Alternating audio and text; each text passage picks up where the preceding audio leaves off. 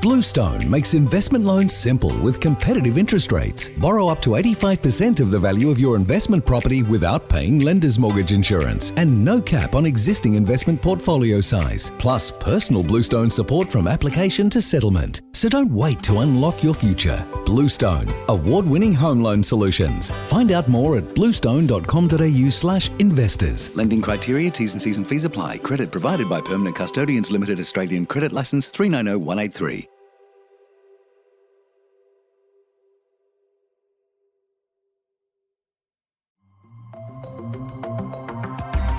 Welcome to the Smart Property Investment Show, the podcast by investors for investors. Okay, everyone, how you going? Welcome to the podcast. Thanks for joining us today. And investor stories is what we love. It's the heartbeat, the backbone, the very essence of smart property investment is our investor stories. And we've been doing this for 5 years. And I'm going to have to do the math, I reckon, how many podcasts I've done and how many different investors I've spoken with. But it's got to be in its thousands. So, it's a real privilege to have these conversations with investors right across Australia, how they're sort of starting their journey and amplifying their journey as property investing and reasons why they're doing it, how they're doing it, and really what the end goals are. And we're very fortunate on the Smart Property Investment Show that we have investors. And in some ways, COVID has been a great catalyst for this, because once upon a time, I always like to do discussions in person in our studio here in Sydney. We're forced by COVID to think of things differently. And now we're borderless right across Australia. We're chatting with investors from every corner of this great nation. We'll continue to do it over Zoom, in person, just to extrapolate and get those real world stories from people who are investing in property. And a lot of the feedback we get on smart property investment and also on the reviews that people are leaving is that they like the investor stories. They want more investor stories. And if you listen to this now, quick favor for me, if you could give us a review, whichever podcast player you're listening to this particular podcast, 5 stars if you reckon that's what we're worth. And it's some notes. The team here get a real kick out of it. And the more of these reviews that happen, the bigger the community gets. And we can hopefully help more people on the pathway to making smarter investment decisions. Remember, just as a reminder, it's out, it's there, it's ready. You've been asking for it for years. We've now made it available. The spreadsheet that we use here at Smart Property Investment to manage our own portfolio is available for you for download.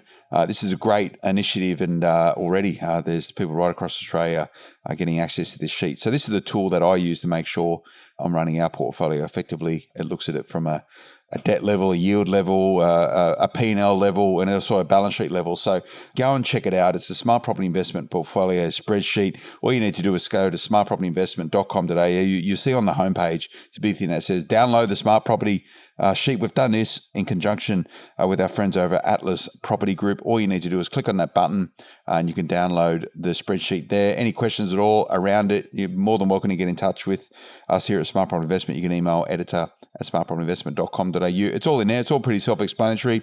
There's some example properties there. So all you need to do is fill in your numbers and you'll start getting a real-world picture on your portfolio. I hope you enjoy it. Remember, smartpropertyinvestment.com.au.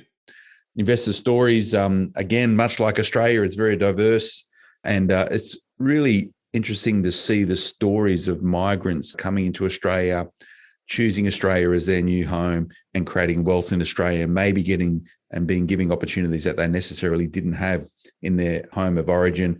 These are the stories I really like. This is going to be our investor story today. Joining me in the studio, Coco 9. Joining me in from where, Coco? I don't even know what state you're zooming in from. How are you? Very good. Thank you. Thanks for having me, and I'm very glad to be here. Of course, I'm in Melbourne, so Victoria. Yeah, of course. Yeah, and you are sort of out of lockdown at the moment, are you? Or are you coming out of lockdown? Yeah, we have a few restrictions here. We still need to wear mask indoors, and if we can't keep a distance with others outdoors, we still need to wear mask. But rather than that, we've got 0 cases for a few days, so which is pretty good, I guess. Yeah, no, that's super encouraging. And I know you've had a pretty tough down there in Melbourne. How's COVID been for you by way of lockdown? What sort of work do you do, Coco? So I've become a mortgage broker since I finished on my full-time job back in 2020, sometime last year. Yeah. So okay. Nice. And originally, I mentioned we love the migrant stories on Smart Property Investment, people coming to Australia and choosing Australia as their home. Where's home originally for you, Coco? So I was born in Burma, which is now called Myanmar. And then I finished my high school there, and then I migrated to Thailand there for a bit. And then at the end of 2009, I migrated to Australia. Yeah. Okay. And for those, but people might be familiar with Myanmar. There's been in the news a little bit earlier this year with some distress over there. But where is it? My geography treats me right.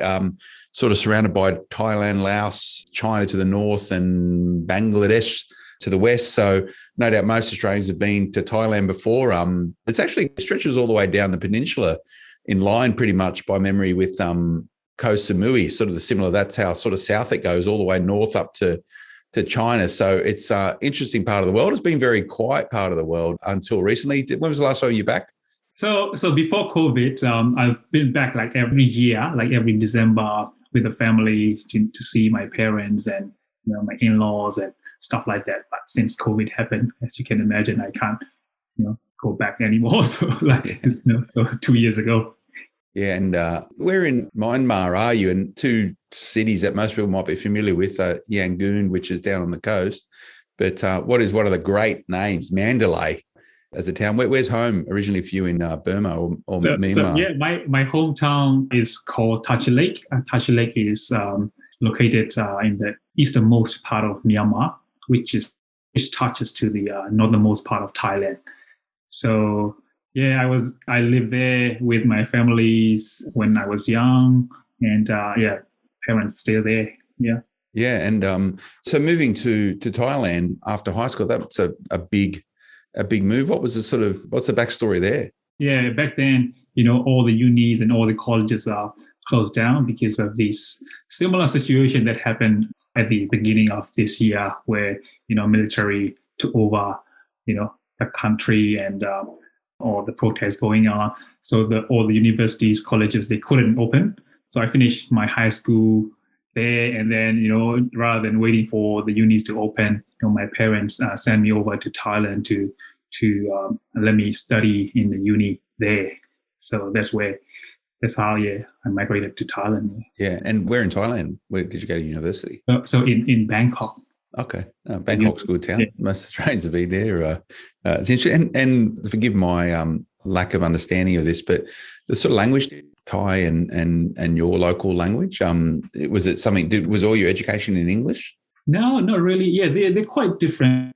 So we speak Burmese, a language called Burmese, which is very different to Thai language.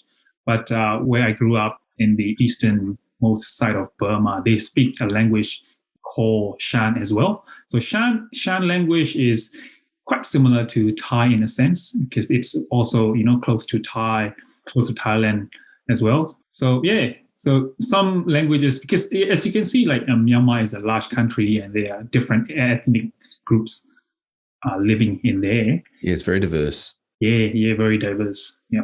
Yeah. So you're in Bangkok, you go to university. What did you study? Oh, I studied computer science there. Oh, okay. Yeah. And then you worked in Bangkok after that? Yes. I worked there for about 8-9 years after I finished uni there. Okay. Yeah. As a computer programmer, so developers, yeah. Okay, and the catalyst then for moving to Australia, what's the story there? Oh, so when I worked in Thailand, I worked for a company, and then that company sent me over to US for a bit, like for a 3-month contract. And then I sort of like look at, another country to move on anyway. And then after that, I came back to Thailand, and they sent me over to Australia in Melbourne again as another contract. And looking at, 2 different countries, I was sort of like, okay, Australia better than USA. So yeah, we started applying for a permanent residency from Bangkok. And it took almost 1 year to actually get the permanent residency visa approved. And then after that, yeah, both my wife and I moved over at the end of 2009. Okay, and to move to Melbourne, and obviously this is a story about property investing. So at a point in time, you started thinking about investing in property. We'll have a chat about that. Let's go to a quick break. Stay with us. Back in a moment. Whether you're a seasoned property investor or about to buy your first property, Finding the right investment property to buy in 2021 isn't easy. Why do it alone when you could partner with award-winning buyer's agent Paul Glossop? Over the last 10 years, Paul has helped hundreds of clients build multi-property portfolios. Paul's secret is finding off-market bargains that get snapped up before the general public even gets a sniff. Interested? Head to purepropertyinvestment.com today to schedule a strategy call with Paul Glossop. Welcome back, everyone. Phil Tarrant, host of the Smart Property Investment Show. I'm with Coco9, just getting a really good backstory from Myanmar or Burma to Thailand to America to Australia. And are you happy that you now call Australia home, Coco? Yes, definitely. Very happy. Very happy. So at what point in time did you sort of go, oh, I think I can start investing in property? What was how did you start? How did you get going? It's quite interesting. When we first arrived, obviously we have to rent, and then after a while, we sort of like thinking whether we should buy a home to live in. And then I looked at read all those magazines, property magazines, and listen to the podcast, and I was thinking, is it like too good to be true? Like property investing, like people can build wealth out of properties. But from that point on, so I thought like, okay, we can start looking at investing in property. Before that, I'm quite good at money or finance wise. Like we were always looking at investing in something like whether high interest savings or the best we could do is like term deposit. For money in term deposit for 6 months, for 12 months, and when we look at the return, it's not that good. Like it's not that what we were expecting. So and then after that, okay, we'll just look at property investing.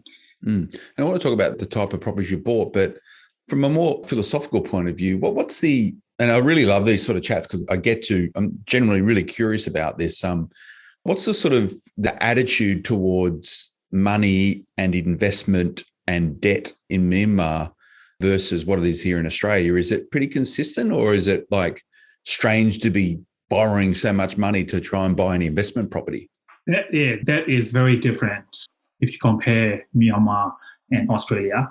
Back in Myanmar, there's nothing much like credit. Even nowadays, credit cards are introduced, loans are introduced. But back in when I was young, they usually buy everything in cash, like even car or even a house. I remember, when my parents' house was settled, they brought, a huge amount of cash in a bag, and then I still remember when I was young looking at adults counting the actual cash in a pile, and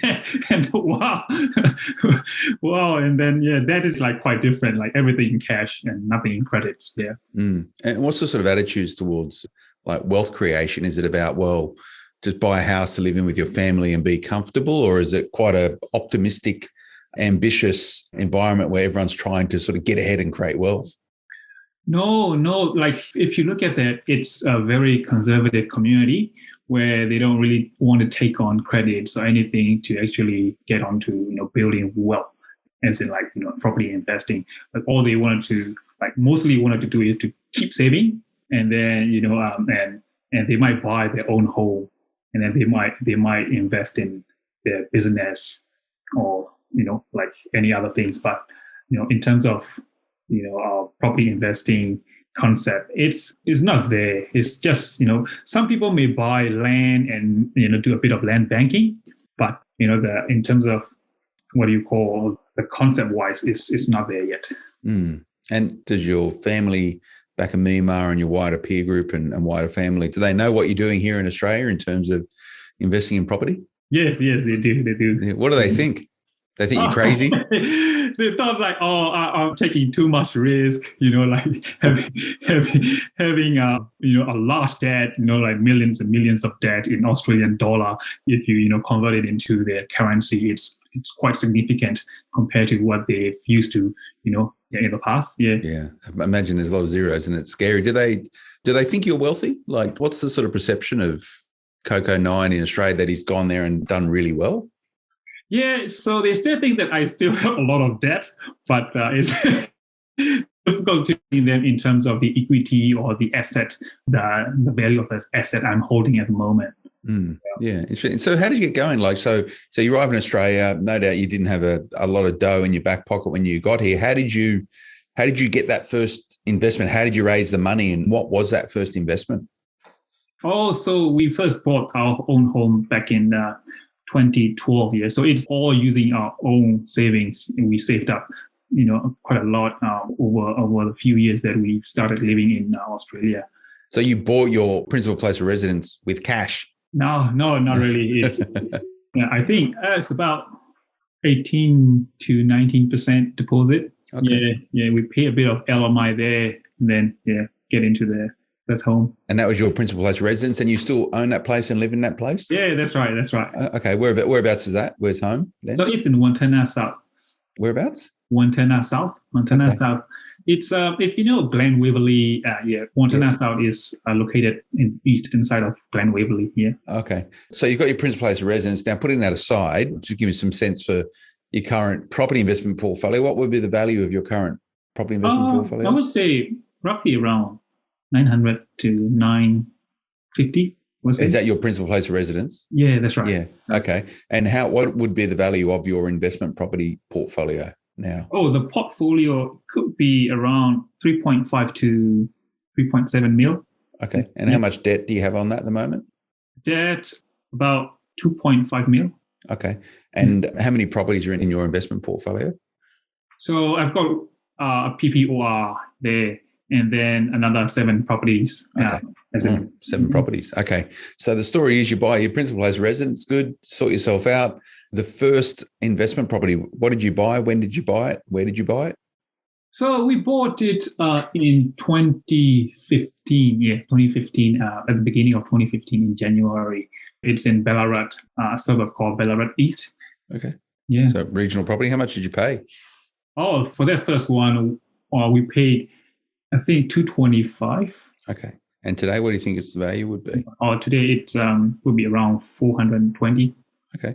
So you've done pretty well out of it. And Ballarat, it's a regional area of one of probably 2 or 3 of the biggest regional areas of Victoria. Why Ballarat first?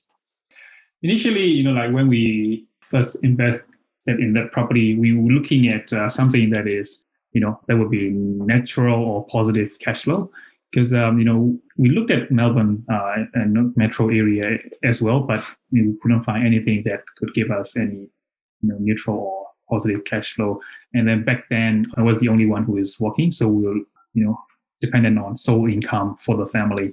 And then we didn't want to feel like too much financial burden because, we're just buying an investment property.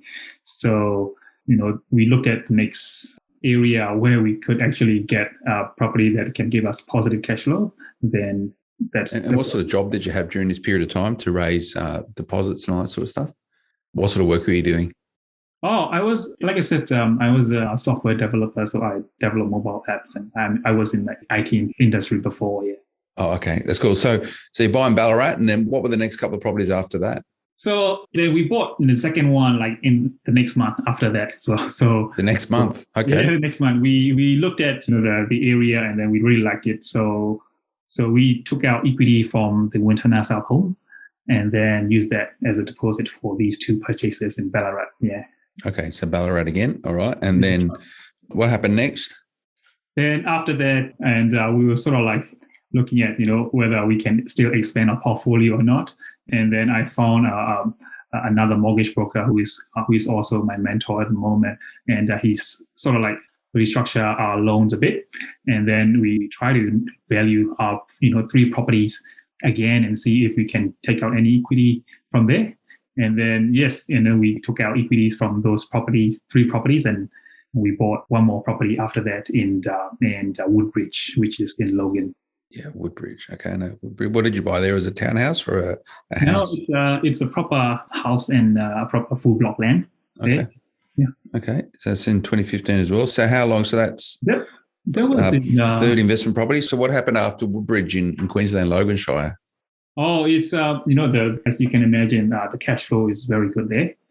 So that also helped with our servicing, point of view, and then that helped with holding the whole portfolio as well. That's great. And so how long between buying Woodbridge and buying the next property was there? Oh, you mean the 4th one? Yeah, so the fourth one. So you bought Ballarat, Woodbridge. What was next? The next one is also in Logan. It's a suburb called Crestmead. Okay. Crestmead. Yeah, that we bought it. I think at the end of 2017. Okay. Yeah, that's cool. So there's a couple more properties. What was the next property after Crestmead? After Crestmead, we bought again in Crestmead. Oh, did you? 2 properties in Crestmead. Yeah. Okay. All right. And then another house, was it, in Crestmead? Yes, that's right. That's right. And then what happened after that second Crestmead property? Oh, after Crestmead, we came back to Ballarat. And, back in Ballarat. Okay. Yeah, back to Ballarat and got a house with 1,000 square meter land in a suburb called Reden. Yeah. Okay. And you plan to do something with that property in time, no doubt? Yeah, definitely. It was quite a bit of a story for that property that we bought. It was like, if I'm not wrong, it was on the 22nd or 23rd of December, which is like nobody's around to actually attend the auction there. So it was an auction where we were competing with no one, and then we got that property. That has like 1,000 square meter land in there. So it's a big potential for development. Yeah. And how much did you pay for that property? 320. Okay, so there was just one bid. Was it 320 and you got the property? Actually, we started bidding at 280. Okay. And then it was passing, like nobody was there. It was passing, and we were brought into the house and, had a bit of negotiation with the vendor there. Yeah. So you're happy with that? So was that the last property you bought, or is there another one after that? There was a second last. So there's another one after that. We bought it in 2019 in Bendigo.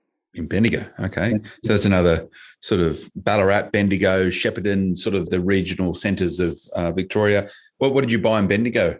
It's a period home on 700 square meter land, very close to the city centre. So just, I think, 2 or 3 kilometres from the city centre. Yeah. Okay. Yeah, great. So you've built yourself a good foundational portfolio in regional Victoria and also Logan up in Queensland. Let's have a chat about what you're going to do with all this. Let's go to another break, back in a moment. Are low interest rates impacting on your investment returns? It's time to rethink. Rethink Investing creates wealth for clients through the strategic purchase of positively geared, high cash flow commercial property. Industrial properties, retail assets, or office spaces can be a smart investment option that produces significant and long-term return on investment. Rethink your investment options and look to commercial property. Learn more at rethinkinvesting.com.au. Rethink Investing, Australia's #1 commercial buyers agency. Welcome back, everyone. Phil Tarrant, host of the Smart Property Investment Show with Coco9, chatting through his journey and his wife's migrating to Australia and building a portfolio, 1, 2, 3, 4, 5, 6, 7 properties plus his principal place of residence, sort of $3.5, $3.7 million valuation, and probably an LVR around 70%. So you've got some equity in there, Coco. What's next for you guys? Is that enough? You're going to stop, or you're going to keep going at this? What's the game plan? Definitely not stopping. So I've just started a business, so I will need to wait a bit of time to actually, use this income for me to actually, expand my portfolio further. But, as you can see, there's a bit of equity in there for me to be able to, put a deposit for the next one anyway. Yeah. Yeah. Okay. And you're pretty highly geared towards regional Victoria. What's going to happen with these properties, you think? What's the growth rate like in those areas? You must be seeing some positive uplift at the moment. Yeah, of course. Like, I'm quite happy with the, capital growth that has just happened, like just before the COVID as well. So, in the past, nobody was thinking that, Ballarat or Bendigo would, grow up in value. But if you look at, just even 2 years before the COVID, and then throughout the COVID, regional capital growth has been like, astounding, like, hard to believe. Yeah. Yeah. And so what's the long-term goal for your property investing? Number that you want to try and create as passive income to retire off, or are you going to sell down the portfolio? What's the sort of the long-term strategy? Oh, the long term, as I started building the portfolio, when I sat down with my mentor back then, our target was to build up the portfolio of 22 properties there. But now we've only got like 8 properties in there, so another 2/3 to go. Okay. So why 22 properties rather than a value of properties? So 22 properties, we're just basically looking at the 300 mark, 350 mark price point there. Okay. So if you multiply with 22 properties and then look at the amount, the the value of the portfolio for that price range, we'll get the amount where, we can pretty much live off the rent. So yeah, 22 is the magic number, or, you could say that. Yeah. Oh, certain. Well, property's going to go in time. And sorry, how old are you at the moment, Coco? How much longer you got at this? So I'm 41 at the moment. Okay. All right. And when do you want to sort of, this inverted commas retirement thing to take place? How much longer do you have to work in order to build out this portfolio that you're trying to achieve? Well, that's a good question. Like, it's hard to say when we can, go further. But, for now, we'll just wait and see how, the business income will work out. And then after that, we'll definitely go for. Okay. That's good. How do you go about managing this portfolio? We've got property managers in all these places? Yeah, definitely. Yeah, we got property managers for all of them. Just for a small percentage of the rent, I think they are totally worth it. Yeah. And what are you buying these properties in? Is it all in your personal name or your wife's name, or are you putting in trust? How are you sort of packaging it all? Oh, they're all individuals' names. So yeah, we've hit the land tax threshold for Victoria already. So, but as you know, Queensland's got a higher threshold. So yeah, still good with Queensland. We'll look at other states as well. Yeah. So look, you're in Queensland and regional Victoria at the moment. So where's the next buy? What area are you going to be targeting? What sort of? Oh yeah, we're looking at Adelaide or Perth for the next one for sure. Okay. Yeah. That's cool. Well, just diversify a bit. Yeah, that's good. And sort of lenders, you've got a number of different lenders, or you're borrowing with one person, one lender? We've got quite a few lenders in our portfolio, so not just one. Yeah. You got pretty sharp interest rates at the moment, I imagine? Yeah, very good. Very good. Yeah. I'm going through the process now. I've got a whole bunch of loans coming off fixed, trying to negotiate with lenders at variable rates, and it's surprising how different the different lenders are at. Suncorp's offering me some really tight interest rates at high twos, which is pretty good for investing in property and trust. But some lenders, and CBA in particular, absolutely impossible to deal with. Horrible. Staying online for an hour and a half before you even speak to anyone, and phones cutting out, and they're just not giving the rates. The CBA is the best of a bad bunch at the moment. But anyway, I'm not going to moan about that on this particular podcast, but I'm going through that process. So how often do you review your interest rates, Coco? Pretty much like 6 months or 12 months. Yeah. Have you got anything over sort of 2%? You got anything in the threes, or are you still all down in twos? Yeah, quite a few in twos, and even the high three as well. Yeah, high three as well. Yeah, because all of my loans are on interest only. So, okay. Fixed or variable? Now, pretty much almost all of them are fixed, but a couple of them I'm keeping it variable just to have offset facility there. Yeah, that's handy. And a tip for all our listeners: if you haven't looked at interest rates for the last couple of months, spend the time to do it. It is a painful exercise.